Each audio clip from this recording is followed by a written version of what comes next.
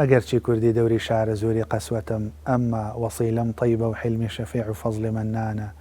بەسەر هاتوومە ئەو خاکەی کە هەر میسقالە زەڕێکی بە میزانی شەفاعەت کێوی حلم و بەحری غفرانە نەبوو ڕوون بێمە خاکی چاکی طیبە تا بیستم بە سەگ نابێ ملەوەس ئاوی زەرقا بەحری ئەحسانە.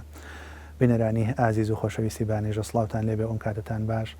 خۆشحاڵ و شادمان و کەیف خۆشم کە لەگەڵتانم بۆ پێشکەشکردنی بەرنمەیەکی تری بانیژە. گفتوگۆی ئەم جارەی بەرنامەی بانیژە تەوەرێکی جدی و تایبەت دەبێ سەبارەت بە ڕنگدانەوەی خۆشەویستی پێغەمبەر درودی خوای لێبێ یان وێنەی پێغەمبەر درودی خوای لێبێ لە شیعرەکانی شاعیرێکی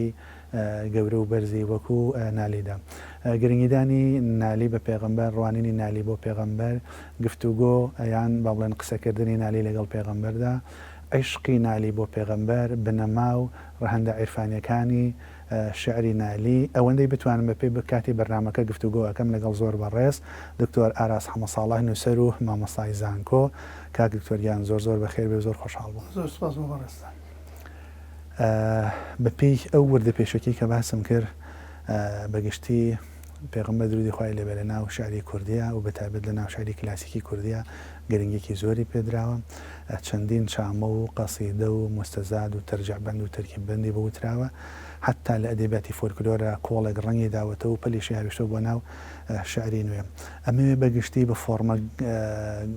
گشتیەکە هەندێک باسی پێغەمبەر بکەین درودی خوای لێبێ. بەڕای بەڕێزت زۆر جار باس کرا وەکو موژدەدار وەکو ترسێنەر وەکو خاتەمی ئەنبیا وەکو صادق الئەمین بپێی ئەو چەمکەی کە لە مناڵیەوە یەکسەر ئێمە بەریەکەوێن. حەزەکەم لەبارەی پێغەمبەر درودی خوای لێبێ هەندێک قسەم بۆ بکەیت و پاشتر وردە وردەچێنە ناو بەرنامەکەوە سەرنجت لەسەر پلە و پێگەی لەسەر گرنگی و بایەخی لەسەر ئەوەی کە لە ناو کوردەوارە و هەموو خۆشەویستی هەیە بۆ پێغەمبەر درودی خوای لێبێ. بڵێ زۆر سپاس بۆ بەڕێستان سڵاو خۆشەویستیمان هەیە بۆ بینەرانی عزیز. پێغەمبەر صلی الله علیه و سلم خۆشەویستیەکی لە ڕادەبەدری هەیە لە ناو کۆمەڵی کوردەواریە لای خوێنەوار و نەخوێنەوار لای سۆفی و غەیری سۆفی تەنانەت خۆشەویستیەکە لەوانەیە سەر بکێشێ بۆ تەعظیم و بۆ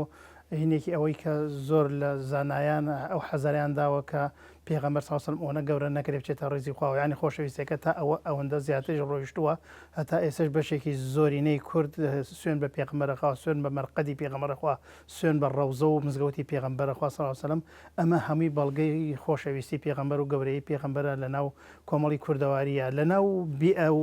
ژینگە دینداریەکەشە پێغەمبەر صلی الله علیه و سلم خۆشەویستێکی لە ڕادەبەدەری هەیە لەوانەیە ئەوەندەی خۆشەویستی پێغەمبەر صلی الله علیه و سلم ڕەنگی داوەتەوە لە ناو شعرا لە ناو ئەدەبیاتی کوردی کلاسیک و غێری کلاسیکە ئەوەنە خۆشەویستی و ئەوەنە گەورەی خوا لە ناو شعری کوردیا ئەو ڕنگدانەوەی نەبووە. ینی خۆشەویستێکی لە ڕادەبەدەرە بە تایبەتی ئەگەر سەیری مێژووی کوردەواری خۆمان بکەی ساڵان تقریبا سەدەیە پێش ئێستا خەڵک لێرەوە بە پێ و بە سواری وڵاغ لێرە و ڕۆیشتووە بۆ حەج ساڵانە بە هەزاران کەس لێرەوە ڕۆیشتووە و بۆ سەردانی مەدینەی منەوەرە بۆ بەجێهێنانی فەریزەی حەج زۆرێکیان کە چوون بۆ فەریزەی حەج باسی خۆشەویستی پێغەمبەر صلی الله علیه و سلم باسی شاری مەدینە ئەکەن کە زانایەکی گەوری وەکو مەولانە خالیدی نەقشبەندی کاتێکە ئەچێ بۆ سەفەری حەج و نزیکی شاری مەدینە بێتەوە چامەیەکی گەورە ئەنووسێ لە باسی پیرۆزی مەدینە و خۆشەویستی مەدینە و خۆشەویستی پێغەمبەر صلی الله علیه و سلم. بەڵام کە چێتە شاری مەکە بابەتێکی وامان نییە کە چامەیەکی بۆ کعبەی پیرۆز و بۆ شاری مەکە نووسی بێ. زۆرێکی تری لە شاعران بەتایبەتی شاعرێکی گەوری وەکو حەزرەتی نالیش کاتێکە چووەتە شاری مەدینە و باسی شاری مەدینەکە باسی خۆشەویستی پێغەمبەرەکە و خیتابەکە لەگەڵ پێغەمبەر صلی الله علیه و سلم هەموو ئەمانە بەڵگەن و نمونەیەکی زیندون کە خۆشەویستێکی لە ڕادەبەدەریان کورد و شاعرانی کورد و شاعرانی کلاسیکی کوردی خۆشەویستێکی لە ڕادەبەدەریان هەبووە بۆ پێغەمبەر صلی الله علیه و سلم و بۆ مەدینەی منەوەر ئەوش بەهۆی خۆشەویستی پێغەمبەر صلی الله علیه و سلم کە شاری پێغەمبەر و مەرقەدی پیرۆزی پێغەمبەر و ڕەوزەی پێغەمبەر صلی الله علیه و سلم لەو شارە پیرۆزەدایە. تۆرەتەوێ بڵێ جۆرێک لە عیشقا جۆرێک لە خۆشەویستیە کەمتر با بڵێن جۆرێک لە ترسی پێوە یان وەکو فەریزەیەکی دەقا و دەق و کتومت جێبەجێکراوی دێنی پێغەمبەر صلی الله علیه و سلم لە ناو هەموو شعری کلاسیکی و لە ناو ئەدەبیات و کەلتوری کوردیشە ڕۆژێک لە ڕۆژان وەکو ترسێنەر ناسراوە وەکو فریاد ڕەس هەمیاستاریان هەموو کورد سەیریەکە کاتی ئێسش خەڵکێکی یا پێغەمبەر هاوار داوا لە پێغەمبەرەکە وەکو فریاد ڕەس ئێمە حەقی ئەومان نییە لە ڕووی عەقیدەیەوە چەنە جائزە و چەنە جائز نییە. ئێمە باز لە ئەدەب و باز لە کولتوری کوردەواریکە کورد و شاعرانی کورد وا ڕوانیوانە بۆ پێغەمبەر پێغەمبەر صلی الله علیه و سلم بەتایبەتی حەزرەتی نالیش و ئەڕوانێ بۆ پێغەمبەر صلی الله علیه و سلم کە پیرێکی دەستگیری حەزرەتی نالیە و لە کاتی سەختی و لە ڕۆژە قۆناغە سەختەکانی ژیانیا فریایەکەی و فریاد ڕەسێتی یعنی وەکو فریاد ڕەسێک وەکو پیرێکی دەستگیر ئینساح التعبیر کورد و شاعرانی کورد سەیری پێغەمبەرەکان دکتۆر لەناو خەڵکی ئاساییە دۆخەکەت چۆن بینیوە ئەوەندەی ئاگاداربی تەجروبەیەکە دەیە وەکو وانەوتنەوە وەکو ئەوەش وەکو ئەو تەمەنەی کە هەتە مەسەلەن بینی بێتە دل دەوروبەرە لای مەسەن پیاوێکی پیری ئەمە لای گەنجێک لای خانمێکی ماڵ لای مەسەرەن تەلەوەیەکی زانکۆ ڕێککەوتو بەرچی بکەویت مەسەلەن ئەم دۆخە چۆنە بینیتەوە هەمان ئەو هەستە کە لای شاعران هەیە هەستی پێکردوە کە شۆڕ بێتەوە بۆ ناو خەڵکی لەوانەیە زۆر جار کەسێکی سادەی نەخوێنەوار من و تۆ ڕەنگە بڵێن ئاگای لە گەورەی پێغەمبەر و لە خۆشەویستی پێغەمبەر سەلەم کاتێک کە ناوی پێغەمبەری بۆ ئەوەی ڕائچنێ و خۆشەویستیەک و ینی بڵێن بە تعبیرە سۆفیگەرێکە هەستەکەی کە جەزبە گرتوێتی لە ڕادە بەدەر کوردی خۆمان ئەوە نەکە ناوی پێغەمبەر و صلی الله علیه وسلم و محەممەد صلی الله علیه وسلم و خۆشەویستی پێغەمبەر و فرێ ڕستی پێغەمبەرەکە ئەبات ڕەنگە ئەوەنە هاوارکردن و ئەوەنە بە فریاد خوای گەورە بە فریاد ڕسو بە مۆغیتدا نەندێ یعنی ڕۆژانە پێغەمبەر و هاوار لە پێغەمبەر و ناوی پێغەمبەر صلی الله علیه وسلم لەسەر زمانی تاکی کووردە بە هەموو ئاستە جیاوازەکانەوە بە خوێنەوار و نەخوێنەوارەوە ئەمەش بەڵگەیەکی زیندووە بەڵگەیەکی مەلموسی بەردەستمانە کە میلەتی کورد خۆشەویستێکی لە ڕادە بەدەری هەیە بۆ پێغەمبەر صلی الله علیه وسلم و هەموو کاتێ پێغەمبەریان بە فریاد ڕەس و بە پیری دەستگیر سیر کردووە سیر ئەکەن هەر کاک دکتۆر کەسێکی ترسێنەریان ڕنگدانەوەی مەولودەکان و مەولودنامەکان و جەژن گێڕان بۆ پێغەمبەریش لەوانەوەش یەکێ لە عیشق و چوزانم خۆش بەڵێ بە تایبەتی زۆربێک شاعیرەکان کۆن و مەولودنامە عنی کتێبێکیان داناوە لە ستایشی یادی پێغەمبەر صلی الله علیه وسلم کە لە کوردەواری خۆمانە بە مەولودن ناسرا و ساڵانە بە تایبەتی لە مانگی مەولودە زۆرێک لە ماڵە دەست ڕۆیشتووەکان ئەوەی کە ئیمکانێتی بووە ئەو یادیان بەرزاگرت و چێشە گۆشتێکی زۆریان کرد و خەڵکێکیان بان کرد و هەتا ئێستش ئەو دیارەدە لە ناو کوردەواری خۆمانە هەرما و هەمووی لە خۆشەویستی پێغەمبەر و صلی الله علیه وسلم و لە گەورەی پێغەمبەرە لە دڵی تاکی کوردی خۆمانە کە ئەو خۆشەویستیان هەیە ڕەنگە لە مانگەکانی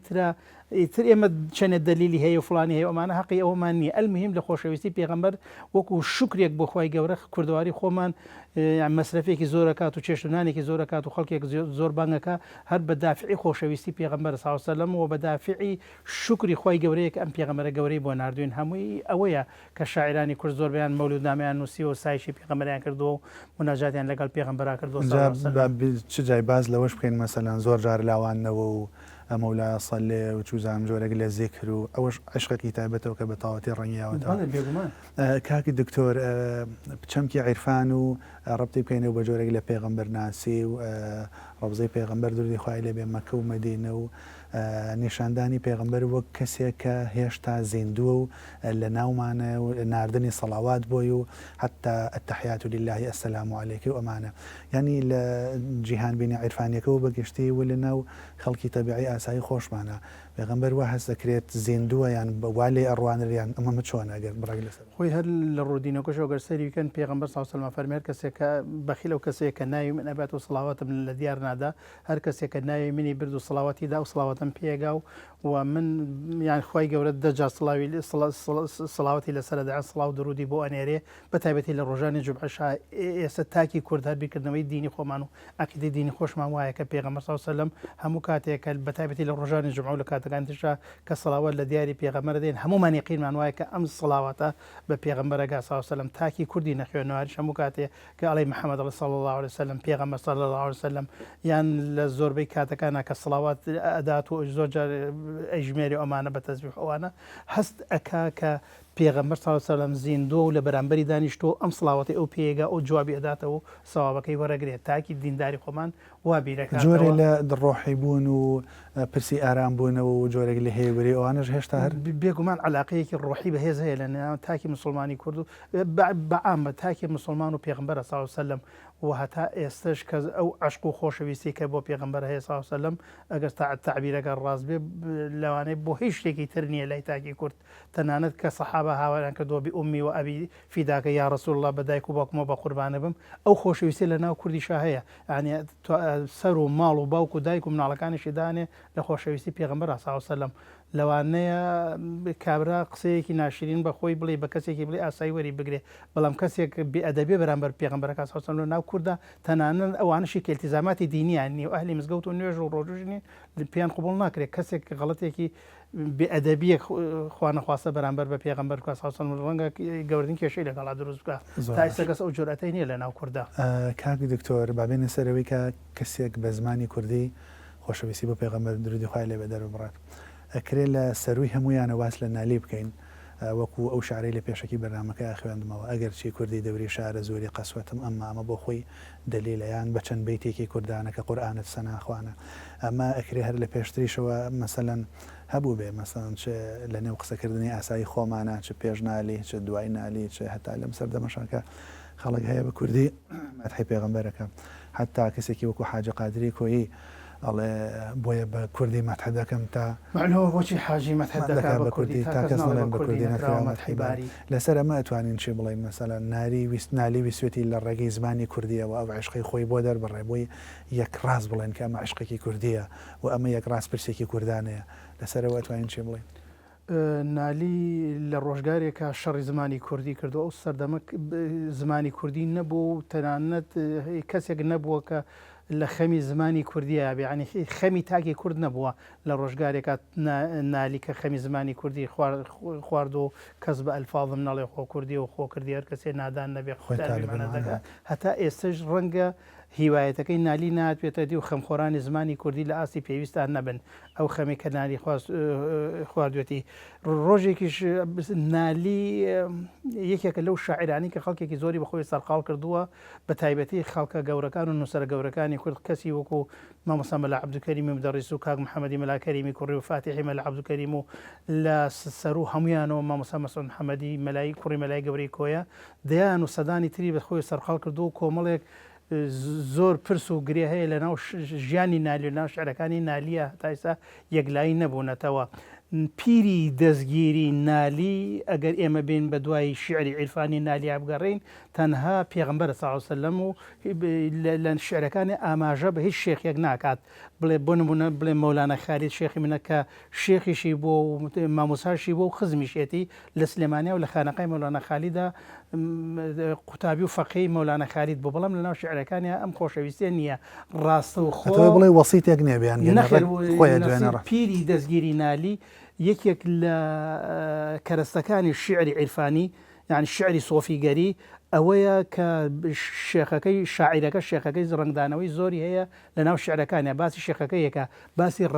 ڕەمزەکانی تەسەوفەکە بە درێژایی تاریخی ئیسلامی بەڵام لە ناو شعرەکانی نالیە ئەمە نابینین ئەوەی کە ئەیبینین لە ناو شعرەکانی نالیە پیری دەستگیر و شێخی یەکەمی نالی پێغەمبەر و خۆشەویستیەک و عشقێکی زۆری بۆ پێغەمبەر هەیە صلی الله علیه وسلم و بۆیە عشقێکی زۆریشی هەبوو بۆ ئەوی کە سەفەری حەج بکات بە تایبەتی لەو ڕۆژگاری نالیشە سەفەرکردنی حەج زۆر زەحمەت بۆ لێرەوە بە سواری گوێ درێژ ڕۆیشتون و ئەو هەموو هیلاکی ماندوو بوونەوە ئەگاتە شاری مەکە ئەو هەموو خۆشەویست و عشقە دەرەبڕێ بۆ شاری مەکە و بۆ ڕەوزەی پێغەمبەر و بۆ خودی پێغەمبەر و صلی الله علیه و سلم لێ بە زمانی حاضر لەگەڵ پێغەمبەر ئەدوێ و وا دائەنێکە پێغەمبەر وفاتی نەکردووە لەگەڵ ئەدوێ بێ ئەندازە عشقێک و خۆشەویستێکی زۆری هەیە بۆ پێغەمبەر صلی الله علیه و سلم منالی و بە فریاد ڕەس و بە پیری دەستگیری خۆی داناوە و لەوێش مناجاتی لەگەڵاکە کۆمەڵە چامەیەکی زۆر جوانی نووسیوە لەوێش ئەڵێ ئەگەرچی کوردی دەوری شارە زۆری قەسوەتم ئەمما وەسەی لەم طیبە و ئەوەی کەیتر داوایەکە لەوێ نالیب ئەوە پامێ بگەێنێ لە ناو خۆشەویستی بۆ پێغەمبەر صلی الله علیه و مناجاتکردن لەگەڵ خودی پێغەمبەرە ئیسپاتی کوردبوونی خۆی بکات ئیسپات بکات کە میلەتێکیش هەیە ناوی کووردە و وڵاتێک هەیە ناوی شارە زۆرە لە ناو هەموو دیوانی نالی و سالم و کوردیان ناوی کوردستان نەهاتووە بۆچیش ناوی کوردستانی نەهێناوە نالی لەو ڕۆژگارە سەردەمی دەوڵەتی عوسمانی ئیمپراتۆریەتی عوسمانیە ویلایەتی شارە زۆرمان هەبووە کە والی هەبوو لە ئاستی بەغدا و بەسرا و مووسڵا ویلایەتێ بووە و والی هەبووە یعنی بەشی زۆری کوردستانی گرتووە بە تایبەتی کوردستانیش دەسەڵاتی دەوڵەتی عوسمانی هەموو شوێنەکەوتیانە شارە زۆر ناسراوە کە مەبەست کوێ ویلایەتێکی گەورەیە لە عالەمی ئیسلام بۆیە لەوێش ئەڵێ کوردی دەوری شارە زۆری قەسوەتم ئەمما خەڵکی شارە زۆرم ناوی کوردستان نابە کوردستان شارە زۆر تعبیری کردو لە هەموو کوردستان و ناسراوتر بۆ لای خەڵکو پەیامەکە باشتر کەیوە کە وڵاتێکمان هەیە ناوی شارە زۆر و میلەتێکمان هەیە ناوی کووردە ئەوێ ئیسپاتی کوردبوونی خۆی بکات بە تعبیری ئەم سەردەمە پێڵێن شەڕی هەویە نالی ئێوە ئیسپاتی ناسنامەی کوردبوون و کوردایەتی ئەتوانین بە سەفیری کوردیش ناوی بەرین ئەو تعبیرەشە ڕاستە بە تایبەتی دیدارێکرا کە نالیان بە سەفیری کوردی شتێکی زۆر جوان بوو لەوێ پەیامی کوردبوون و پەیامی کوردستانی بوونی گەیان و نالی نوێنەرایەتی کوردی کردو لە هەموو شوێنەکانەڵێ من کوردم هەتا چامەیەکی درێژی بە عەرەبیش هەیە سەودەت بەیتە شیعرە و بڵاوکراوەتەوە لەوێش زۆر لە چەند شوێنێکا تاکی دەکاتەوە کە من خەڵکی شارە زۆر و من کوردم و هاتووم لێرە نوێنەرایەتی کوردەکەم. کاک دکتۆر پسپۆڕێکی وردت پسپۆڕێ وردەکەت لەبارەی دیراساتی ئیسلامیەوەی ئاگادارێکی ورد و باشی دنیای شعری کلاسیکیش ئاگام لێ لەبارەی نالێوە نووسیوتە لەبارەی سافی هیرانی و لەبارەی چەند کەسی تریشەوە قەڵەمەکەت بە بەڕەشت بووە با لەسەرەوە قسە بکەین بڕێک جار پرسێکێتە ئاراوە پرسی ڕێگنەکەوتن یان پێچەوانە بوونەوەی هەندێک خوازە و ئیسیعارە و مەجازە لەگەڵ چەمکە با بڵێن ئاینیەکانە مەسەڵەن ئەمە سەرکێشە بۆی کە شیرێک بەیە ئەمە سەرکێشە بۆی کە چوزانم جۆرێک لە باڵایی بێ ئەمە چۆن ڕێگەیان بکەینەوە یان لەکوێوە ئەو شعر ڕێگەیا بچێتە سەرەوە یان ئەو جۆرە لە خۆشەویستی پێغەمبەر لەکوێ جێگەی ئەبێتەوە کە چوزانم جۆرێک لە دژبەری دروست نەکات وا بڵێن نزیک بێتەوە جۆرێک لە شیرێک وە مەرگت قەسەم تاسێتەوەم کریان یا قەسەم بەو شەربەتی دیداری پاکت شەرابم عینی ژەهری مارە بێت تۆ یان پرسی تریژن کە لە ناو دیوانی نالیە زۆرن ئەگەر لەسەر ئەمە بڕێک بوەسین شعر مەجای ئەومانەداتێ بە تایبەت لە ڕۆ عیرفانیەکە خۆی لە ڕۆ عیرفانەکەش و لە ڕۆ شیعر و ئەدەبیەکەش ئەوەی بۆ شاعر جائیزە بۆ خەڵکی دەروی شاعر جائیز نییە ئەوەی بۆ شیعر جائیزە بۆ دەرەوەی دەقی ناشعری جائیز نییە ئێمە تەنانەت لە زمانی عەرەبیش هەنێشتمان پێ هەیە ئەڵێن لی زەرورەی شعری ئەینا نەحوی عەرەبی بە پێی قاعیدەی قەواعیدی زمانی عەرەبی ئەبێ وان نانووسێ بەڵام بەهۆی زەرورەتی شعری و لەبەر پاسنی قافیە بێیان لەبەر هەنێ بابەتی تری بابەتی شعری ئەڵێن زەرورەی شعری و لا ئەدەن لە ڕیتمە نەحوی و سەرفیەکەی کە واریدە لە زمانی عەرەبیە ئەمە لە ڕۆ لغویەکەی و زەروراتی شعریمان هەیە لە ڕووە دینیەکەشەوە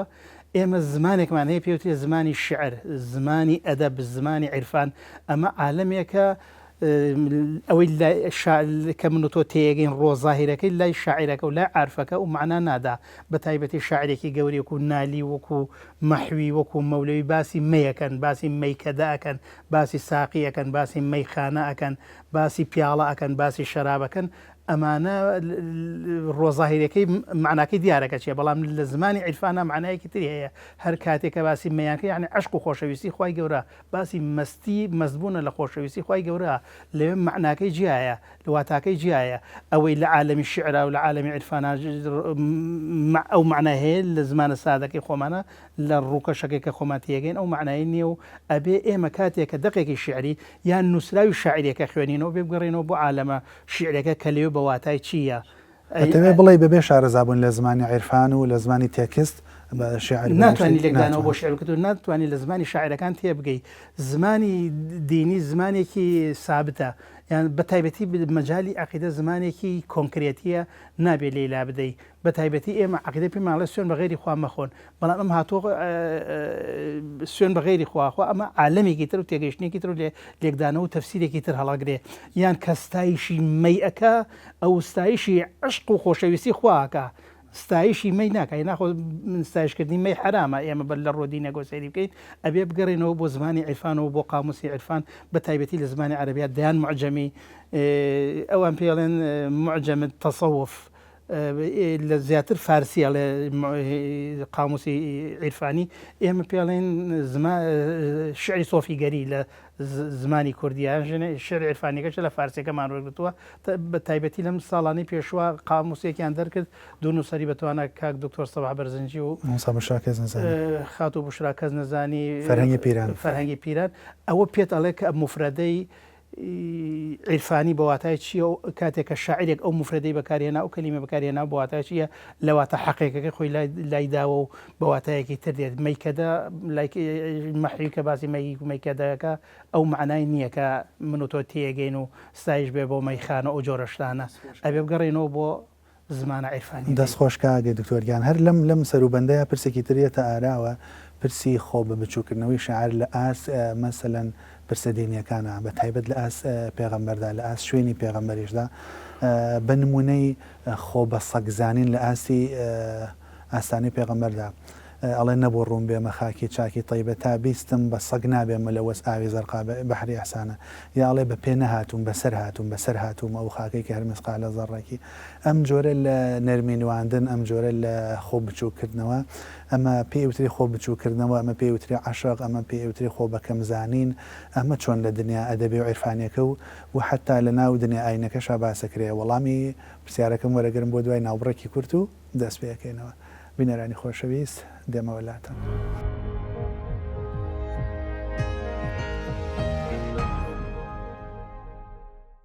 بینەرانی خۆشەویست هاتمەوەلاتان. کاک دکتۆر لە پێش ناوبڕە کورتەکەەوە باسمان لەوە کرد کە پرسی خۆ بە بچووکردنەوە و خۆهێنانە خوارەوە جۆرێک لە نێرمینواندن و خۆکەمکردنەوەی شاعران بە تایبەتی نالی مەسلەی خۆ بەسەڵکردن لەبەر قاپی ئەویتری معشوقە ئەمە چۆن دەبێنرێ ئەمە چۆن قسەی لەسەر وی ئەو خۆ بەسەکردنەوە خۆ بچووکردنەوەش زیاتر زمانی سۆفیگەری و زمانی عیرفانیە ئێمە ئەگەر لە ڕووە دینیەکەەوە وە لەقەت کەڕەمنا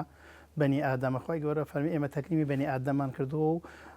وسەخرنا له ما في السماوات وما في الأرض هەچی لە ئەرز و ئاسمانە خۆی گەورە مسەخەری کردووە بۆ ئینسان حەچی ئینسان سەیدی هەموو مەخلوقاتە و لە هەموو دروستکراوەکانی خۆی گەورە بەڕێستر و گەورەترە لای خۆی گەورە لە زمانی سۆفیگەریە زۆر ئەیانێ زۆر ئیش لەسەر نشکاندنی نەفسی خۆیان ئەکەن بە تایبەتی شەڕی شعری عیرفانی و شیعری سۆفیگەری شەڕێکی دەسەویەخەیە لەگەڵ نەفسە ئەوان نەفس بەسەرچاوە و بە کۆگای هەموو شەڕ و خراپەکاری ئەزانن کاتێک هەمومان ئەو عزەتی نەفس و هینەمانەیە تەبیعەتی ئینسان وایە و عزەتی نەفس و ڕێزگەتی خۆمان و دەرونی خۆمانمان لا هەیە کاتێکە دێ خۆی ئەشکێنی و خۆیەکە بە سەگ بە تایبەتی سەگیش لە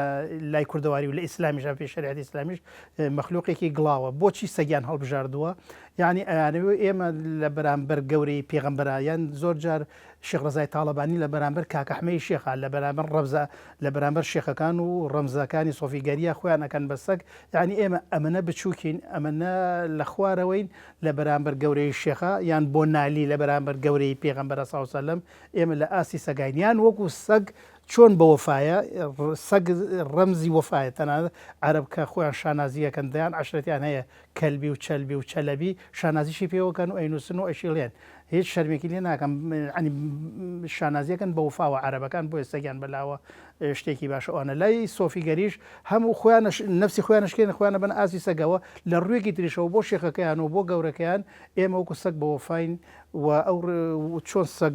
وەفایە و هیچ کاتێ پشت ناکاتە خاوەنەکە ئێمەش هیچ کاتێ پشت ناکەینە تۆ ئیتر مەبەستی شێخەکەی یان هەر کەسێ و مرشیدێکی تو هەر مۆزوعی سەریش لە کوردەواری ئاڵێ سرم بۆ کەسنەوەی ناکەم یان بەسەر سەریەم یان مەسەلەن سرم بەرزە بەستۆکەڵی بەسەریەم یان تەوقی سرم مەخەمە خوارەوەش بۆ خۆی لەسەر سەری خۆم داتەنێم ئەوانش لە دەوری سەرگەڕێم بڵێ ینی سەر جز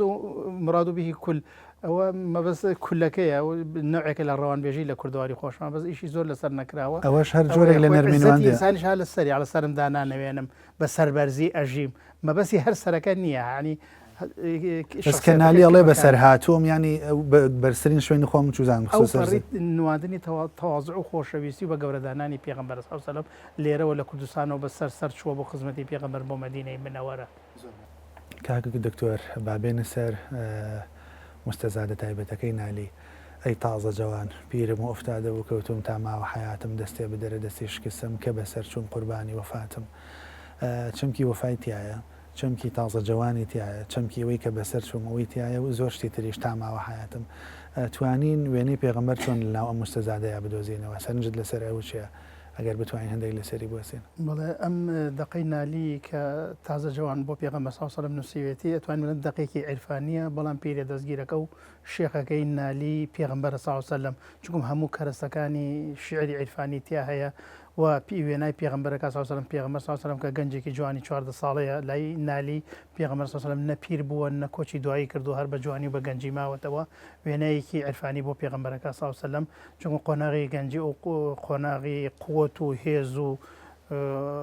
توانە ئەو جۆرەشتانەیە قۆناغی پیری قۆناغی پەکەوتن و هیچ لە دەست نەهاتنە ئەمەش لەگەڵ گەورەی پێغەمبەرە لای ڕوانگەی نالیەوە ناگونجێ بۆیە پێغەمبەر سەڵ عەلەیهی وسەلەم بە تازە جوان وەصف ئەکا و دەست بدەرە دەستم بە فریادڕەسی خۆی زانێ و بە شێخی دەستگیری خۆی زانێ کە من لای عارفەکانیش خۆیان زۆر بە گوناهبار و بە ئاسی زانەوە زۆر وشانە دووبارەکەنەوە تەنانەت نالی ئەڵێ من پاک بوونەوەم لە گوناهیش زەحمەتە ئەگەر گەورەی تۆ نەبێت تۆ دەستم نەگریت و تۆ ڕێژەوە شەفاعەتم بۆ نەکەیت لەگەڵ پێغەمبەر صلی الله علیه و سلم مناجاتەکات ئەمە هەموو کەرەسەکانی عیرفانە کە لای عارفێکە لێدوانەکە و مناجاتەکە لەگەڵ شێخەکەی خۆیان بەلای نالیشەوە کە لە خزمەتی پێغەمبەر صلی الله علیه و سلم ئەو مناجاتانە ئەکات تەنانەت کەڵێ لەم کولبەی ئەحزانە نەزیندوم و نەمردوم هەروە بە تەماتم کولبەی ئەحزان کولبە عادەتەن شوێنێکی متەواضعی چەپەکە زیاتر ڕەنگە بۆ سەگ و جۆرەشتانە لە کوردەواریا دروست بکرێ دنیا و بچووکەکات و وا ناشرینەکە زۆر بە بێ ئەهمیەت و زۆر بە ناشرینی باسی دنیاکەن و دنیا بە بەڵبەدی خراپەکاری و عسیان و گومڕابوون دانێن و نالیش بووە لە کولبەی ئەحزان کە شوێنێکی خراپەکاری شوێنی خەفەت و شوێنی ئەوەیە داواکە لە پێغەمبەر صلی الله علیه و سلم نەزیندوم و نەمردوم و عارفەکان مردن بە قۆناغی ڕزگاری دائنێن بۆیە داوای مردنەکە کە بمرێت و بگەڕێتەوە بۆ لای خوای گەورە و لە دنیای ئێش و ئازار و خەم و خەفەت و خراپەکاری و عسیان ڕزگاری بێ ئەو وێناکە بۆ دنیا ئەمە هەموو کەرەسەکانی شعری عیرفانی و شعرێکی عارفانەیە نالی دەوری عارفەکە بینیوە بە زمانێکی عارفانە شعرەکەی نووسیوە زۆرێک لەوانەی کە لێکۆڵینەوە قسەیان لەسەر شعری نالی کردوڵێن شعری عیرفانی نییە لای نالی بەڵام ئەمە پێچ هەندێک کە ڕاستە کەسێکی شێخێکی دیاریکراوە نییە و نالینی کردو بە شێخی خۆی و بە ڕەمزی شێخایەتی و بە پیری دەستگیری خۆی دابنێ بەڵام نالی ڕاستەوخۆ پێغەمبەری کردو بە شێخی خۆی بە پیری دەستگیری خۆی و لێدوان و مناجاتی لەگەڵ پێغەمبەر ئەو زمانە عیرفانی کە بەکاری هێناوە لەگەڵ خودی پێغەمبەر صلی الله علیه و سلم بەکاری هێناوە ئەم شعر و کۆمەڵە شعری تری نالیش هەیە کە هەموو کەرەسەکانی شعری عیرفانیان تایە و دەتوانین بڵێن نالی عارفێکی عارف بووە و شعری عیرفانیشی زۆرە لە ناو ئەوەشی کە خۆی بە پیرێکی زۆر ئوفتادە و کەوت و شکێ زەزانێ لە بەرامبەریا پێغەمبەر دووی خوای لێ بە تازە جوان و بە یوسفین و حوسن و ئەوە ئەزانێ ئەوەش ئەچێتە ناو ئەوە ئەو پیر و پەکەوتە خۆی نالی لەو کاتا ئەو پیر و پەکەوتە نەبووە کە وا وێنای خۆیەکە زمانە عیرفانی زمانە شعرەکەیە بە هەموو پێوەری ڕەنگە تەمەنی 6 ساڵ 65 ساڵێک بۆ بێ ئەوش قۆناغێ نییە کە ئینسان پەکی کەوت بێ و ئوفتادە بێ و ئیتر هیچ توانایەکی نەما بێ و توانای جوڵە و حرەکەی نەبێ پێویستی بەوە بێ کە کەسێک دەستی بگرێ و بەڕێگا پێشی بکەوێ لەو قۆناغان نەبەوە زمانە عیرفانیەکەیە لە هەموو قۆناغێکە عارفەکان تەنانەت گەنجش بن هەموو کاتی لە بەرامبەر شێخەکەیان و فریاڕەسەکەیان جۆرە لە کینایە لە زمانە عیرفانە جۆرێکە لە کینایە جۆرێکە لە زمانی عیرفانی کە بوون بە ژێر هەرەسی گوناه و تاوانەوە لەم دنیاە کە بەلای ئەوانەوە مەڵبەندی خراپەکاریە و پەکیان کەوتووە لە ژێر باری گوناها ئەیانەوێت کەسێک دەستیان بگرێ و ڕزگاریان کە و تەنها دەواازەیەک و دەرچەیەک و دەرگایەکیش لای عارفەکان کە بە شوێنی ڕزگاربوونی خۆیان نەزانن مردنە کە قۆناغێکە لە قۆناغێک وچنە قۆناغێکێت ڕزگاریان نەبێت لە دنیای خراپەکاری و ئەگەن بە دیداری خۆی گەورە تەنانەت زۆرێک لە عارفەکان یەکێک لەوانە کە مەحوی زۆر تاکی دەکاتەوە چاوەڕێی مردنەوە بۆ ئەوی بگات بە خۆشەویستەکەی کە مەبەستی خۆی گەورەیە هەموو کاتێک بەو عشقەواژین کە ئاڵێ قامی قیامەتکەی هەڵەسێ مەبەستی ئەوە یەکە قیامەت هەڵسێ و پەلەی مردنێتی و قیامەت هەڵسێ و چێ بگات بە خۆشەویست کاک زۆر با بڕێک لەسەر شوێن بوەسێن شوێن یامەکان لە ئەدەبیاتی عیرفانیە ئەگەر بە نمونەی مەکە و مەدینەی پیرۆز بهێنینەوە ئەتوانین لەسەر ئەوە چی باس بکەین مەسەرەن ئەوە شوێنەکەیە کەسەکە پیرۆزەکە ئەم شوێنە چۆن پیرۆزە بێ مەسەلەن پێغەمبەر حزورێکی جدی تایبەتی هەبوو درودی خوای لەبێ لەبەرەوەش خاکەکە پیرۆز بوو جۆرێک لە بەرەکەتی تێکەوت و جۆرێک لە عشق و ڕۆشنایی یاوەتەوە حتا ئێستا باز لەوەش ئەکرێ و هەشە و ڕۆشی داوە بە درێژایی ئەم چەند دەیە و سەدەیە کە بەسەری ئاڕوا هێشتا ئەو شوێنە گرنگی و ئەهمیەت و بایەخی خۆیە و بردامیش ئەمێنێتەوە با بڕێک لەسەر مەکە و مەدینەی پیرۆز بوەسین سەرنجت لەسەر ئەوە چیە لە ناو ئەدەبیاتەکە شوێن ئەو گرنگی و بایەخی شوێن لە زمانی لە شعری عیرفانی و لە زمانی عیرفانیە تایبەتمەندی و گەورەیەکی خۆی هەیە و پیرۆزیەکی زۆری هەیە تەنانەت هەتا لە ناو ئەدەبیاتی دینی و لە ناو ڕۆژی دینیش ئەگەر سیرکەی ساڵانە بە هەزاران کەس سەردانی کەربەلا و نەجەفەکە ئەوانی بە جۆرێک لە جۆرەکان و عیرفانە شیعەگەری و خۆشەویستی کە بۆ ئیمامی عەلی و حسێنی کوڕی عەلی هەیەنەوە چەند سەردانی مەکە و کەربەلا و نەجەفەکەی خۆیانەکەن و هەزاران کیلۆمەتر ئەبڕن ئەمە جۆرێکە لەو گرنگی جێگایە ئەو گرنگی مەکانە بەلای بیرکردنەوەی دینی و ذهنی دینی و کەسانی کە عشق و خۆشەویستیەکیان هەیە بۆ ڕەمزە دینەکانی خۆیان لە ئەهلی سونەی خۆشمان کە ساڵانە بە هەزاران کەس و بە مەلایەن کەس ئەڕوا سەردانی ئەو شوێنە پیرۆزانەکە بە تایبەتی کەعبەی مشەڕەفە کە زۆر تاکیدی لێ ئەکات و حەزرەتی نالی و زۆرێکی تریش لە شاعیرەکان تەنانەت نالی سلێمانیەکە بە شاری مەکە ئەوێ خۆشەویستی و پیرۆزی خۆی دەبڕ بۆ سلێمانی ئەیکا بە شاری مەکە و ئەڵێ کە گەیشتە شیوە سرخۆ بشۆ ئیحرام بەس ئیمجا بچۆ بەناو شاری سلێمانی بە قیبلەکردنی شوێن لای شاعرانی کلاسیک ینی ئەیانەوە خۆشەویستی بۆ ئەو جێگادار بڕن و وەکو قیبلە چۆن بەلایەنەوە پیرۆزە و شوێنێژ وا پیرۆز بکەن بە تایبەتی نالی کە باسی شارە زۆر و باسی سلێمانی ئەکات و باسی ئەوەکات و کە دێنە سەر مەکەی پیرۆزیش کە کەعبەی پیرۆزە و شوێنی حەجکردنەوە شوێنە پیرۆزەکان هەمین لەوەیە و عرفات لەوێ لای شاعرانی کورد و بە تایبەتی لای شاعرانی کلاسیک کە زۆر بەیانزانە ئاینی خەڵکی عارف و خۆنازبوون گرنگی و باشێکی زۆری هەستەکەی جۆرێک لە باڵادەستی مەدینە هەیە بەسەر مەکەیان نازانم وایە یان ئەیساکینی ڕێازی مەدینەی منەوەرە پەیوەندی بەوە هەیە کە جۆرێک لە لوتفێ بکە بە فەرموو مەدینەی منەوەرە پەیوەندی بەوە هەیە کە من چوزانم وەک دواتەمەنی لەوێ بەسەری بردووەیان جۆرێک هەتا باسی جۆرێک لە عیشقیژەکەن حاجیان کە ئەچناوێ و جۆرێک لە جەزبە و تایبەتمەندی هەیە خۆی شاری مەدینەی منەوەرە تایبەتمەندیەکی خۆی هەیە لە زیهن و لە فکری هەموو تاکێکی دیندارە بە تایبەتی لای سۆفیەکان و لای عارفەکان و لای شاعرەکان و لای خواناسەکان ئێمە دەیان شاعری عەرەب و کوردیشمان هەیە و فارسیشمان هەیە کە سەردانی مەکە و مەدینەیان کردو لە سەفەری حەجابیان لە هەر سەفەرێکی ترابێ شعر و چامەی بەرزیان نووسیوە بۆ مەدینە بەڵام ئەو نمونەمان نییە کە بۆ شاری مەکەیان نووسی بە کە لەگەڵ ئەوشا کە مەکە پیرۆزترە و قیبلەی مسلمانانە و شوێنی حەجکردنە و هەموو ئەرکانەکانی حەج و عومرە لە شاری مەکە جێبەجێکرێ بەڵام ئەو خۆشەویستی کە شاعرانی خۆمان هەیان بۆ مدینەی منەوەرە یان شاعرانی غیری خۆشماکەیان بۆ مدینەی منەوەرە چامەی بەرزیان نووسیوە ئەوە بۆ مەکە نابینێت ئێمە شاعرێکی گەورەی و مەولانە خالیدمان هەیە زانایەکی گەوری وەکو مەولانە خالیدمان هەیە کە ڕۆیشتۆ چامەیەکی بەرزی بە زمانی فارسی بۆ مدینە و پێشەوەی بگاتە ناو مدینە بۆ مدینە نووسیوە نالی زیاتر لە 2 چام و 3 چامەی بەرزی بۆ شاری مدینە نووسیوە و تەنانەت لە شام عەرەبیەکەشا زیاتر ستایشی مدینەکە ئەو خۆشەویستیەکی بەهۆی خۆشەویستی پێغەمبەر صلی الله علیه و سلم کە ڕەوزەی پێغەمبەر و گۆڕی پیرۆزی پێغەمبەر صلی الله علیه و سلم و پێغەمبەر صلی الله علیه و سلم دوعای کردووە کە خی گەورە مدینەمان لا خۆشەویستکە ئەو خۆشەویستی کە عارفەکان هەیان بۆ مدینە خەڵکی ئاسایی خۆمان هەیە بۆ مدینە ڕەنگە ئەو خۆشەویستە و عشق و ئەو ڕنگدانەوە نەبێکە بۆ شاری مەکە لەگەڵ شاکەوتمان شاری مەکە کەعبەی پیرۆزی لێ شوێنی حەجکردنە و ڕۆژانە ئێمە ڕوومان لە ژیان و لە مردنە هەر ڕوومان لە کەعبەی پیرۆز و لە شاری مەکەیە ئەوەشی هەمووی بە خۆشەویستی پێغەمبەرەوەی صلی الله علیه و سلم بە تایبەتی بەلای نالیشەوە ئەو هەموو شعر و مناجاتەی کە بۆ پێغەمبەر و بۆ ڕەوزەی پێغەمبەری کردووە صلی الله علیه و سلم لە شاری مەکە ئەوەی نابینین. کاک دکتۆر چ لە ئەدەبیاتە دینیەکەیە کە چاکبەری کەوتوت و خوێندوتەوە لە فەرمودەکان و لە ئاەتە پیرۆزەکانە دیسان لە شعری شاد باز لەو جەزبە و عیشق و تایبەتمەندی ئەکرێ خۆتە دڵنیام سەفەری ئەوێت کردووە بەر ئەوە کەوتوتەوەی کە لە ناو شعر و تەکستەکانە هەیە. بەڵێ سوپاس بخۆی گەورم 2 جار سەردانی شاری مدینەی پیرۆزم کردووە کەشتە ناو شاری مدینە حاڵەتێکی دەرونی ڕۆحی بۆ دروستە بێت لە دەروی ئیرادەی خۆت عالمێکی ڕۆحی و گیانی و بە تعبیرە شاعری و سۆفیگەرێکە عالمێکی عرفانی حەزەکەی شاری مدینە بەجێ نەهێڵی هەر کە ساتێکیش کە بەڕێەکەیت و شاری مدینە تەنانەت بەرەو پیرۆستنی شار ئەڕۆیتەوە لە مدینە ڕووی بۆ شاری مەکە بۆ تەوافی کەعبەی مشەڕەفە کەعبەی پیرۆز کەچی لە دەروی ئیرادی خۆ دەسەکەی بەگریان و هەر بڵێن عشق و حەدینت بۆ شاری مدینەی منەوەرە هەیە ئەو عالەمە ڕۆحی کە لە شاری مدینە و خۆشەویستیکە لە شاری مدینە هەیە بۆ شاری مدینە و بۆ پیرۆزی مزگەوتی پێغەمبەر صلی الله علیه و سلم بۆ شوێنەکانی تر ئەو هەستەی ڕەنگە پێ ناکرێت. باش دکتۆر عەرەبیزانێکی زۆر باشی ئاگات لە وردەکاری هەیە لەبارەی ئەدەبیاتی عەرەبیەوە بەگشتی ئەوەندەی ئاگادار بێت ئەم عشقی نالی ئەم عشقی شاعرانی کورد ئەم عشقی کوردەواری بۆ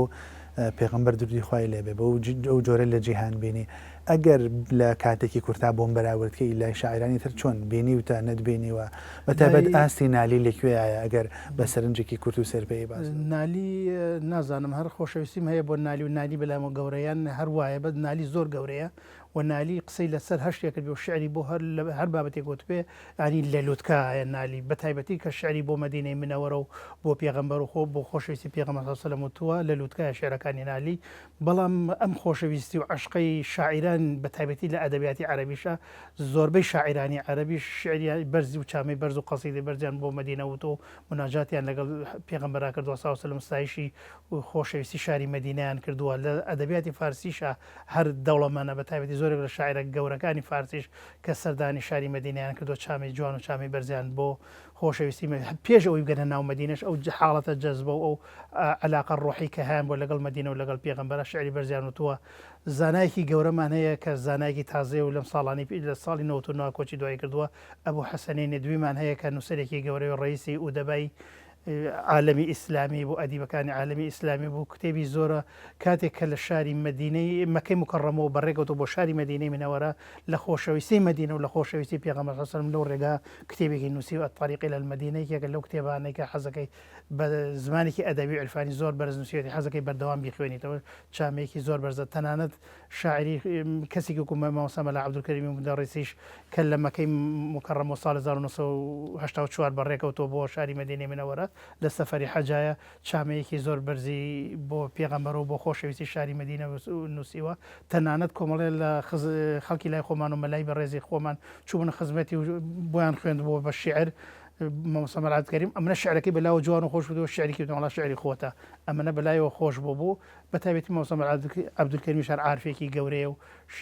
بەڵام کەمتر وەکو شاعر ناسرا بەڵام شعری بەرزی هەیە و چامێکی بەرزی بۆ پێغەمبەر و تۆ سڵ وسلم لەو ڕێگە پیرۆزە. کاک جۆر لەم سەردەمایە باز لەوە دەکرێت کە پەیوەندی کۆمەڵایەتەکان کاڵبوونێتەوە جۆرێک دۆخی تەکنیکی و تەقەنی هاتوۆتە ناو مرۆڤەکانەوە سەردان و دۆستایەتی ئەومانەکەم بوونێتەوە پەیوەندی ڕۆحەکان تا ئاسێکی زۆر بەرەولاوازی چوون. ئەمێ باس لەوە بکەم شۆڕبوونەوەی ئەم عێشقا ئەم جۆرە لە خۆشەویستی ئەم جۆرە لە شیلەی لەزەت لە ناوم تێکستانەیە بۆ شۆڕکردنەوەی بۆ ناو تاکەکان چ گرنگی و ئەهمیەتێکیە ینی مەسەڵەن ئێمە ئەتوانین لە ڕێگەی ئەم جۆرە لە عیشقەوە مەسەڵەن چ سوودێک چ لەزەتێک ببینین مامۆسایەکی ئاینی بۆ ئەوانەی لە مزگەوتەکەیان مامۆسایەکی زانکۆ بۆ تەلەبەکانی چوزانم دوو سێ کەس بەیەکەوە کە لە گفتوگۆیەکان باوکێک بۆ مناڵەکانی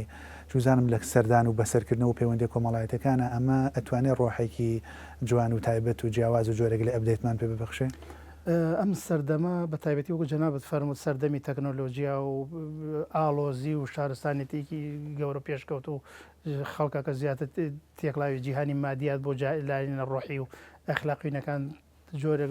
لە جۆرەکان فرامۆش کراوە ئەم سەردەمە ئەگەر ناوینێن سەردەمی قەیرانی ڕۆح پڕ بە پێستەکەیەتی سەردەمێکە کە لە ڕۆح لە ئەزمایە و هەمومان ڕۆحمان ماندووە ئێستا بچۆ لەگەڵ هەموو تاکێکی کۆمەڵی خۆمانەکە ئێمە کۆمەڵێکی زۆر تەکنۆلۆژی و پیشەسازی زۆر فراوانی ژنین بڵێن وڵاتەکەمان زۆر جەنجاڵە و ئەوەش ینی وڵاتێکی تایسە لە سەرەتاین و ژیانێکی ئەو قەڵەباڵخی و ئیزدیحامەنیە لە وڵاتی خۆمانە لەگەڵ هەر کەسێکە ئەدوێی هەمووی هەر سکاڵاکە دەوڵەمەنە وەسەتە موچەخۆرە بێ موچەیە پارەدار و بێپارە هەمووی سکاڵایەتی لە قەیرانێکی ڕۆحایە تەنانەت برادێکمان هەیە کە نوکتەی خۆشەکەوانناڵێ شەوان دەیان خەڵکی سەرمایهدار و دەوڵەمەنی و خاون پۆستی بەرزی ئەم وڵاتە تەلەفۆنم بۆ کاوڵێ کاک فلان کەس بەڵکو نوکتەی خۆشمان بۆکەی بەڵکو سەردانمان کە بەعزی قسەی خۆشمان بۆکەی تۆزێ پێ بکەنین و لە حاڵەتێکی دەرونی زۆر ناخۆشە ئەو ئەدەبیاتە توانێت بەدیلێکی باش شتێکی باش بە تایبەتی ئەدەبیاتی عیرفانی ئەدەبیاتی سۆفیگەری ئەتوانێت بەشێک لەو بۆشایەمان بۆ پڕکاتەوە ئێمە بە تایبەتی وەسەتە دیندارەکەی لە ڕەتفعل و لە دژی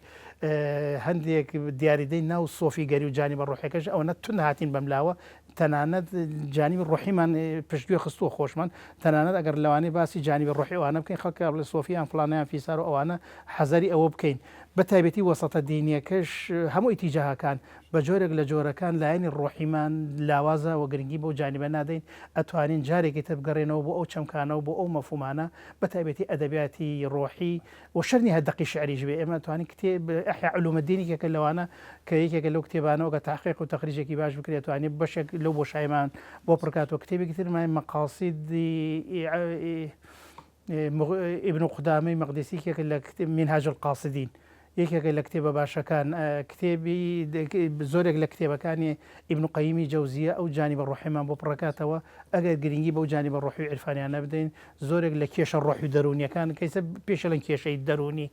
کابراک دەوڵەمەندە سەرمایه‌دارێکی گەوری وەختی زانی خۆی کوژە خۆی لە ناوبە ئەمە قەیرانی ڕۆحی هەیە ناخۆ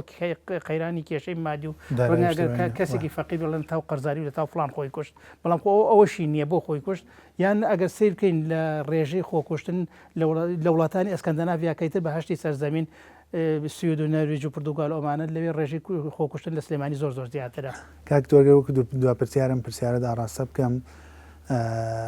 نالی پاش ئەوەی کە مامۆسای مودەڕیس و مامۆستا ڕێبارسی وەیلی و عەبدولخاڵقی یعقوبی و معروف خەزنەدار و عیزەدین مستەفا ڕەسوڵ و چەندان کەسی تر ئیشیان لەسەر کردووە ئەگەر بەگشتی لەسەر نالی و لەسەر ئەو ئەدەبیاتش بوەسین کە پێوتری ئەدەبیاتی عیرفانی ئەوەی کە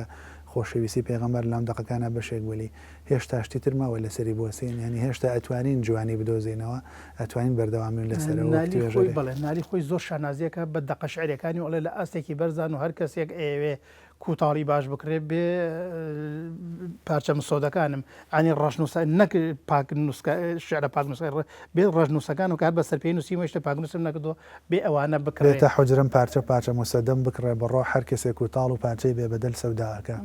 بڵێ خۆشی ئەڵێ هینی جگەرگۆشەکانم هینمەکان و کەسێک ئەگەر زۆر بەتوانان نەبێ زۆر ئاستێکی باشی نەبێت لە شعری من تێناگات و ئازاری جگەرگۆشەکان نەمەدە شعرەکانم جگەرگۆشی منە شانازی زۆر بەوەکە بەڵام